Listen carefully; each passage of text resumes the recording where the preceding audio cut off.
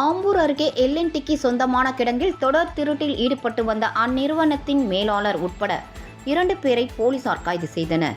திருப்பத்தூர் மாவட்டம் ஆம்பூரை அடுத்த மின்னூர் பகுதியில் எல்என்டி நிறுவனத்திற்கு சொந்தமான இரும்பு சேமிப்பு கிடங்கு உள்ளது. இந்நிலையில் இந்த கிடங்கில் நெடுஞ்சாலை மேம்பால பணிகளுக்காக வைக்கப்பட்டிருந்த இரும்பு பொருட்கள் மற்றும் உதிரி பாகங்கள் தொடர்ந்து திருடு போவதாக எல்என்டி நிர்வாகம் மற்றும் தேசிய நெடுஞ்சாலைத்துறை சார்பில் ஆம்பூர் கிராமிய காவல் நிலையத்தில் புகார் அளிக்கப்பட்டது. அதன் பேரில் போலீசார் வழக்கு பதிவு செய்து விசாரணை மேற்கொண்டனர்.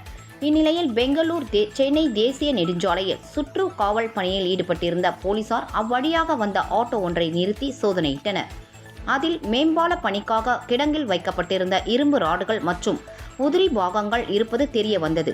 இதனை அடுத்து அவற்றை பறிமுதல் செய்த போலீசார் வாணியம்பாடி பகுதியைச் சேர்ந்த ஆட்டோ ஓட்டுநர் நிர்மல் ராஜிடம் தீவிர விசாரணை மேற்கொண்டனர். அப்போது எல்என்டி கிடங்கில் மேலாளராக பணியாற்றி வந்த திருத்தணி பகுதியைச் சேர்ந்த தனசேகர் என்பவர் ஆட்டோ ஓட்டுநர் உதவியுடன் தொடர்ந்து இரும்பு பொருட்களை திருடி ஆம்பூர் பகுதியில் உள்ள இரும்பு கடைகளில் விற்பனை செய்தது தெரிய வந்தது.